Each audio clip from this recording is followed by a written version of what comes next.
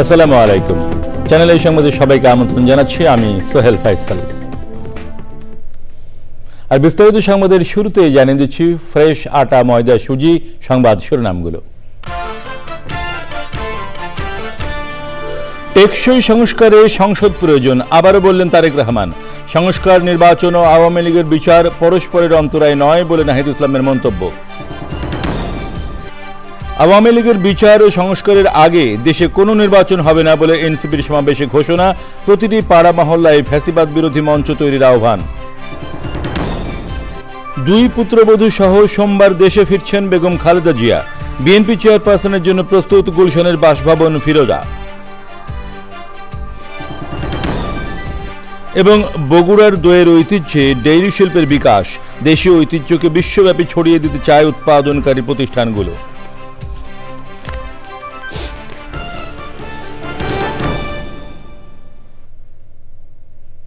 প্রিয় দর্শক, সংবাদ শিরোনামগুলো জানাচ্ছিলাম। এখনকার সংবাদ আয়োজনে একই সঙ্গে চ্যানেলের ইউটিউব চ্যানেল এবং চ্যানেলের ওটিটি প্ল্যাটফর্ম আইস্ক্রিনে লাইভ স্ট্রিম হচ্ছে। এখন যাচ্ছি বিস্তারিত সংবাদে। বিএনপির ভারপ্রাপ্ত চেয়ারম্যান তারেক রহমান বলেছেন, গুণগত ও টেকসই সংস্কারের জন্য জনগণের নির্বাচিত প্রতিনিধি ও সংসদ প্রয়োজন। জনগণের আকাঙ্ক্ষাকে অবহেলা করে বিরাজনীতিকরণের চেষ্টা হলে তা গণতন্ত্রকে ঝুঁকিতে ফেলবে। এবি পার্টির পঞ্চম প্রতিষ্ঠা বার্ষিকীর অনুষ্ঠানে তিনি বলেন, জাতীয় নির্বাচনের আগে স্থানীয় নির্বাচন হলে পুনর্বাসনের সুযোগ নিতে পারে পলাতক স্বৈরাচারের দোসররা। অনুষ্ঠানে এনসিপি আহ্বায়ক নাহিদ ইসলাম বলেন, সংস্কার, নির্বাচন ও আওয়ামী লীগের বিচার কোনোটির অন্তরায় নয়। আক্তার হোসেনের রিপোর্ট। দলীয় কার্যালয় থেকে বর্ণাঢ্য শোভাযাত্রার মধ্য দিয়ে পঞ্চম প্রতিষ্ঠা বার্ষিকীর উদযাপন শুরু করে আমার বাংলাদেশ পার্টির নেতাকর্মীরা। পরে জাতীয় প্রেস ক্লাবে কেক কাটেন বিভিন্ন রাজনৈতিক দলের শীর্ষ নেতারা। সংস্কার ও নির্বাচন প্রশ্নে রাজনৈতিক দলগুলোর মধ্যে বিভেদ কমিয়ে দেশ ও জাতির কল্যাণে সমঝোতার ভিত্তিতে কাজ করার কথা বলেন নেতারা। করতে করতে দিন পার হয়ে যাচ্ছে, সুস্পষ্ট কোনো তারিখ নাই। সুন্দর একটা সংস্কার, বিচার এবং দেশের একটা সার্বিক পরিস্থিতির পর একটা সুন্দর নির্বাচনে যদি আমরা যেতে পারি, তাহলে ইনশাআল্লাহ বাংলাদেশ একটা নতুন অধ্যায়ে প্রবেশ করবে। আস্থা ও বিশ্বাসের জায়গা যদি অর্জন না হয়, তাহলে শান্তিপূর্ণ ক্ষমতা হস্তান্তরের যেই সংস্কৃতি, সেটি বাংলাদেশে আমরা চালু করতে পারবো না। আমরা আশা করব যে এবারে গণ অভ্যুত্থানের মধ্য দিয়ে যে জাতীয় ঐক্যমত্য এবং জনগণের আকাঙ্ক্ষা তৈরি হয়েছে, সেই আকাঙ্ক্ষার প্রতি সবাই শ্রদ্ধাশীল থেকে আমরা বাংলাদেশে শান্তিপূর্ণভাবে ক্ষমতা হস্তান্তরের একটি সাংবিধানিক প্রক্রিয়া এবং একটি রাজনৈতিক সংস্কৃতি তৈরি করতে পারবো। লন্ডন থেকে ভার্চুয়ালি যোগ দিয়ে সংস্কার বিষয়ে অন্তর্বর্তী সরকারের সময়ক্ষেপণ নিয়ে প্রশ্ন তোলেন বিএনপির ভারপ্রাপ্ত চেয়ারম্যান তারেক রহমান। নির্বাচনের সুনির্দিষ্ট রোডম্যাপ ঘোষণার আহ্বান জানান তিনি। দেশের প্রতিটি রাজনৈতিক দল সংস্কারের পক্ষে, তারপরেও সংস্কার নিয়ে অন্তর্বর্তীকালীন সরকার কেন এত সময় ক্ষেপণ করছেন, এ নিয়েও জনগণের মনে ধীরে ধীরে প্রশ্ন বেড়েই চলেছে। রাজনৈতিক দলগুলোকে অবজ্ঞা এবং জনগণের রায়কে অবহেলা করে বিরাজনীতিকরণকে উৎসাহিত করা হলে সেটি শেষ পর্যন্ত গণতন্ত্রকেই ঝুঁকির মধ্যে কিন্তু ফেলে দেবে। দ্রুত নির্বাচনের রোডম্যাপ ঘোষণা করে বিতর্কের অবসান ঘটাতে অন্তর্বর্তী সরকারের প্রতি আহ্বান জানিয়েছেন রাজনৈতিক দলগুলোর নেতারা। Akhtar Hossain, Channel I, Dhaka. আওয়ামী লীগের বিচার ও রাষ্ট্র সংস্কারের আগে কোনো নির্বাচন হতে দেওয়া হবে না বলে সমাবেশে ঘোষণা দেন জাতীয় নাগরিক পার্টি এনসিপির নেতারা। সমাবেশে বক্তারা বলেন, বিএনপি, জামায়াত সহ সব ফ্যাসিবাদ বিরোধী রাজনৈতিক দলকে আওয়ামী লীগ নিষিদ্ধের বিষয়ে সিদ্ধান্ত এখনই নিতে হবে। তাহমিল ইসলামের রিপোর্ট। বিভিন্ন স্লোগানের মধ্য দিয়ে জাতীয় মসজিদ বাইতুল মোকাররমের দক্ষিণ গেটে আওয়ামী লীগের বিচার ও রাজনৈতিক কার্যক্রম নিষিদ্ধের দাবিতে জাতীয় নাগরিক পার্টির এই সমাবেশ। এনসিপির ঢাকা মহানগর কমিটি এই সমাবেশ আয়োজন করে। গত 16 বছরে আওয়ামী লীগের প্রতিটি অপরাধের বিচারের জন্য আন্তর্জাতিক মানসম্পন্ন ট্রাইব্যুনাল গঠন, আগামী নির্বাচনের আগে নিবন্ধন বাতিল, বিচার চলাকালে রাজনৈতিক কার্যক্রম নিষিদ্ধ এবং গত 3 নির্বাচনে সম্পৃক্তদের বিচারের পাশাপাশি নির্বাচনে অযোগ্য ঘোষণার দাবি জানানো হয় সমাবেশে। আওয়ামী লীগ নিষিদ্ধের বিষয়ে আবারও মাঠে নামতে হচ্ছে কেন, সমাবেশে প্রশ্ন রাখেন কেন্দ্রীয় নেতারা। আমরা যেভাবে জুলাই আগস্টে মাঠ ছেড়ে যাইনি, আমরা মৌলিক সংস্কার আদায় না করেও মাঠ থেকে চলে যাব না ইনশাআল্লাহ।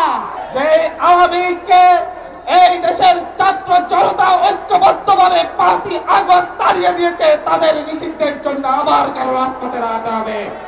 আওয়ামী লীগ নামদারি মুজিববাদী নামদারি কোন সত্যে বাংলাদেশে বিরাজ করতে হবে না এবং দিবে না। আমরা কোনো দাবি করছি না, আমরা আমাদের সিদ্ধান্ত জানিয়ে দিচ্ছি, আওয়ামী লীগকে নিষিদ্ধ করতে হবে। অন্তর্বর্তী সরকারের কাছে এনসিপি সদস্য সচিব আক্তার হোসেনের প্রশ্ন, আওয়ামী লীগ নিষিদ্ধ করতে আইনগতভাবে বাধা কোথায়? একই সাথে বিচার ও সংস্কারের আগে কোনো নির্বাচন হতে দেওয়া হবে না বলেও হুঁশিয়ারি দেন তিনি। আওয়ামী লীগের বিরুদ্ধে সকলে মিলে রাজনৈতিক সিদ্ধান্ত গ্রহণ করতে হবে। বন্ধুগণ আমার, আওয়ামী লীগের প্রশ্ন অমীমাংসিত রেখে বাংলাদেশে সামনে কোনো নির্বাচন হবে না, হবে না, হবে না। জুলাই অভ্যুত্থানের এতদিন পরেও আওয়ামী লীগ নিষিদ্ধ করতে না পারা সামগ্রিক ব্যর্থতা মন্তব্য করে এনসিপির আহ্বায়ক নাহিদ ইসলাম প্রতিটি পাড়া মহল্লায় ফ্যাসিবাদ বিরোধী মঞ্চ তৈরি করার আহ্বান জানান। দ্রুত সময়ের মধ্যে আওয়ামী লীগ নিষিদ্ধের জন্য আপনারা ফ্যাসিবাদ বিরোধী মঞ্চ তৈরি করুন। পাড়ায় পাড়ায় মহল্লায় মহল্লায় আমরা জনতার আদালত তৈরি করব। যদি এই সরকার বিচার নিশ্চিত করতে ব্যর্থ হয় তবে আমরা বসে থাকবো না। জনতার আদালতে আওয়ামী লীগ এবং ফ্যাসিজমের বিচার নিশ্চিত করা হবে। জুলাই ঘোষণাপত্রে আওয়ামী লীগ নিষিদ্ধের বিষয়টি উল্লেখ থাকার পাশাপাশি শহীদদের দায়িত্ব রাষ্ট্রকে নিতে হবে বলে দাবি করেন এনসিপি নেতারা। তাফহিমুল ইসলাম, চ্যানেল আই, ঢাকা। 4 মাস পর লন্ডন থেকে দেশে ফিরছেন বিএনপি চেয়ারপারসন বেগম খালেদা জিয়া। 2 পুত্রবধূকে সঙ্গে নিয়ে সোমবার সকালে তার ঢাকায় ফেরার কথা রয়েছে। উন্নত চিকিৎসার জন্য গত 8ই জানুয়ারি লন্ডন যান বেগম খালেদা জিয়া।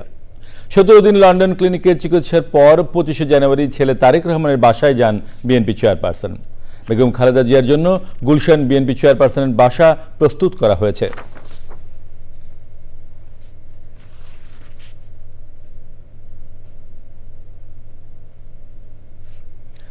জাতিসংঘ উদ্যোগ নিলেই রাখাইনে মানবিক করিডোর নিয়ে আগ্রহ দেখাবে বাংলাদেশ। শুক্রবার বিকেলে চট্টগ্রাম সার্কিট হাউসে সমসাময়িক বিষয়ে সাংবাদিকদের সাথে মতবিনিময়কালে প্রধান উপদেষ্টার প্রেস সচিব শফিকুল আলম কথা বলেন। মানবিক করিডোর নিয়ে আওয়ামী লীগের কথা বলার কোনো অধিকার নেই বলে মন্তব্য করেন তিনি। প্রেস সচিব আরও বলেন, নতুন করে 1,10,000 রোহিঙ্গা গত 3 মাসে প্রবেশের কথা গণমাধ্যমে বলা হলেও সেটি বিভ্রান্তিকর তথ্য।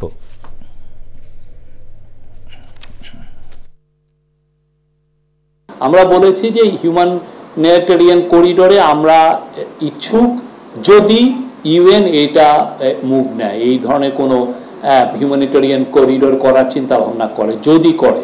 আওয়ামী লীগ যে এটা কথা বলছে, এটা কোন মুখে ওরা কথা বলে? ঠিক না, ওরা ইভেন রোহিঙ্গা নাম নিতে ভয় পেত, ওরা FDMN দিয়েছে। রোহিঙ্গা যে একটা জনগোষ্ঠী আছে, মায়ানমাররা রোহিঙ্গা নাম নিতে পারত না, মায়ানমাররা বলতো যে ওরা বাঙালি। আজ বিশ্ব মুক্ত গণমাধ্যম দিবস।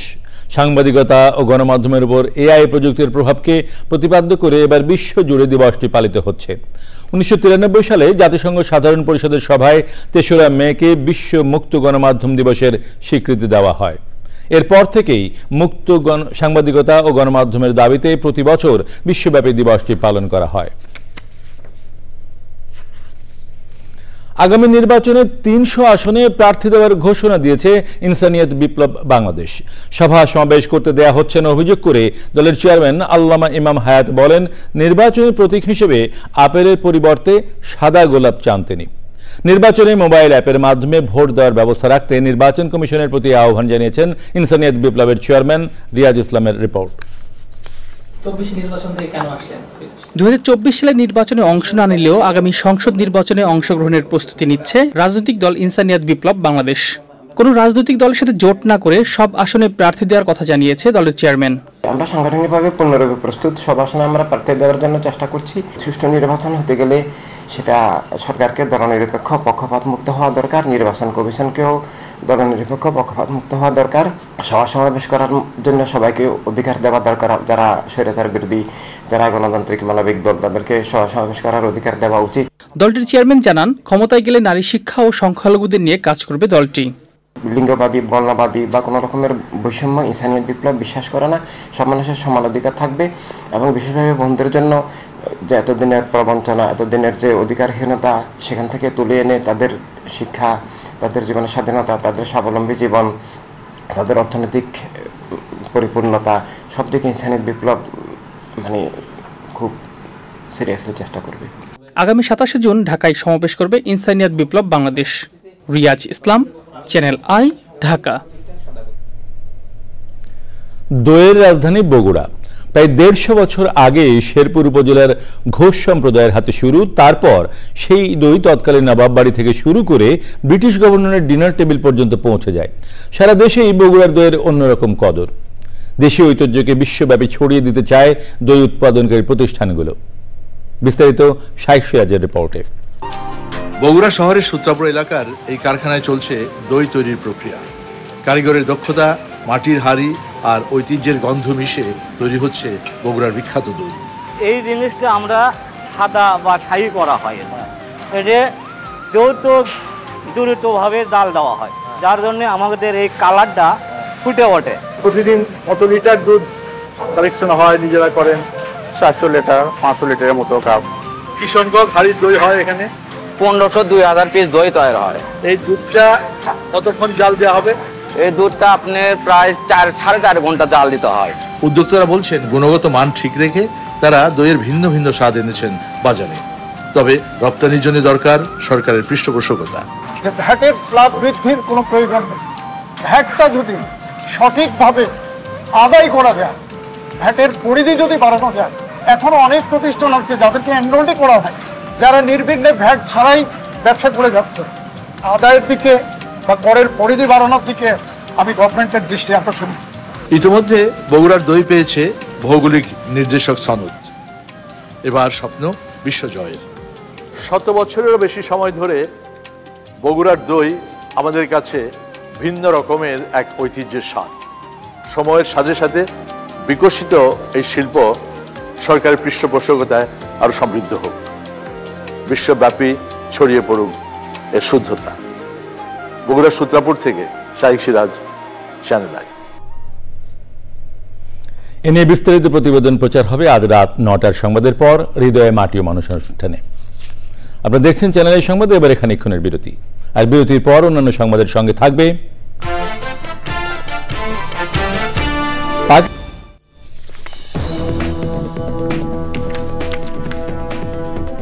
সংবাদে আবার আমন্ত্রণ।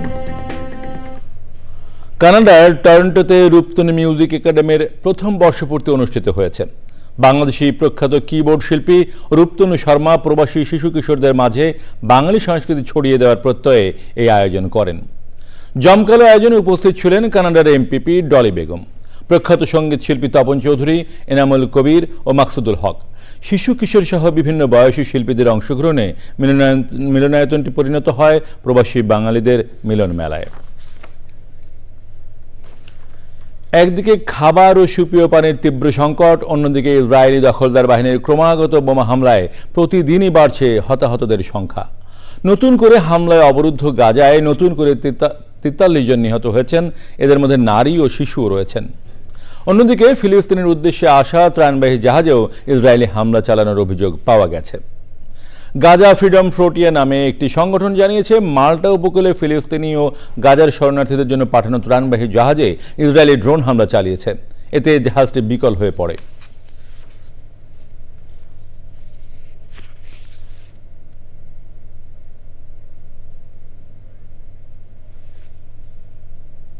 এবারে কৃষি সংবাদ।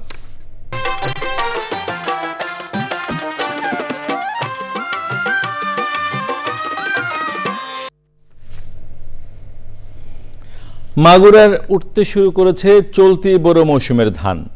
কৃষি বিভাগের তথ্য মতে এবার জেলায় 39,350 হেক্টর জমিতে বোরো ধানের চাষ হয়েছে, যেখান থেকে 1,37,145 টন ধানের উৎপাদন আশা করা হচ্ছে। মাগুরা থেকে শামীম খানের তথ্য, ভিডিও চিত্রে আল মুকসিদের রিপোর্ট। মাগুরার কৃষক এবার ধানের ভালো ফলনের আশা করছেন, তবে উচ্চ মূল্যের শ্রমিক নিয়োগ, সেচ সহ নানা খরচ মিলিয়ে প্রতি শতকে প্রায় 1000 টাকা উৎপাদন ব্যয় হচ্ছে তাদের। সর্বোচ্চ 5 শতক গুড় কাম করতে হবে, তাহলে 5 শতক গুড় পাশে যদি 800 টাকা খরচ হয়ে যায়, তাহলে এবার ঘাটতি আছে। মনে করেন যে মোটর খরচ হচ্ছে 80 টাকা শতকের উপর। ধানের দাম তো এবার আল্লাহ পাকের রহমতে খুব ভালো আছে, 1450 টাকা সব টান বিক্রি হতে এখন। ধান রোপণ থেকে শুরু করে ঘরে তুলতে খরচের পাল্লা ভারী হওয়ায় লোকসানের হতে পারে বলছেন কৃষক। আপনার লাগানো খরচ, চষা খরচ, পানির খরচ, নিয়নের খরচ, এতে করে আমাদের যে কৃষক এতে কোনো লাভ নাই। কি ধান বাম্পার ফলন, কিন্তু কৃষকের কোনো লাভ নাই ভাই। একটা জোনে যা আছে 1200-1400 টাকা একটা জোন কিনে কতটুকু বই কাটতে পারে? বিঘায় দেওয়া আছে যে 20,000 টাকা লেগে যাচ্ছে কাটিয়ে আনতে পারি। এবারে গাড়ি ভাড়া আছে, তার বাড়ানো খরচ আছে। আবহাওয়া অনুকূলে থাকলে এবছর বোরো ধানের বাম্পার ফলন হবে বলছে কৃষি বিভাগ। যদি বড় ধরনের কোনো প্রাকৃতিক বিপর্যয় না হয় তাহলে এবার আমাদের বোরো ধানের বাম্পার ফলন হবে এবং কৃষক সেই ধান বাজারে বিক্রি করে ন্যায্য মূল্য পাবেন বলে আমরা আশা করি। কিভাবে তারা আধুনিক চাষাবাদের মাধ্যমে ধান উৎপাদন বৃদ্ধি করতে পারেন এ বিষয়ে আমরা সবসময় কৃষকের পাশে থাকি এবং প্রয়োজনীয় সাহায্য সহযোগিতা করে থাকি। বাজারে ধান বিক্রি করে কৃষক ন্যায্য মূল্য পাবেন এমনটাই প্রত্যাশা সংশ্লিষ্টদের। আল মুকসিদ, চ্যানেল আই। এবারে প্রকৃতি সংবাদ।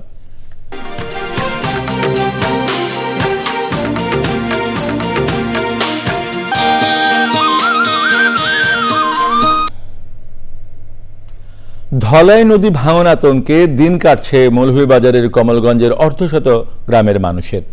ক্ষতিগ্রস্ত বাঁধ সংস্কার না হওয়ায় তীব্র ভাঙনে বসতভিটা হারিয়ে দিশেহারা নদীপাড়ার মানুষ। পানি উন্নয়ন বোর্ড বলছে নানা জটিলতার কারণে বাঁধ সংস্কারে কোনো প্রকল্পই গ্রহণ করেনি তারা। এম এ সালামের তথ্য ভিডিও চিত্রে সঞ্জিদা স্নিগ্ধার রিপোর্ট। ভারী বৃষ্টি আর উজানে ভারতের ত্রিপুরা থেকে পাহাড়ি ঢলের কারণে গত বছর ধলাই নদীর 18টি স্থানে প্রতিরক্ষা বাঁধ ভেঙে যায়। পরবর্তীতে 3 বার বন্যার কারণে ক্ষতিগ্রস্ত হয় বাড়িঘর, ফসলি জমি সহ অনেক স্থাপনা।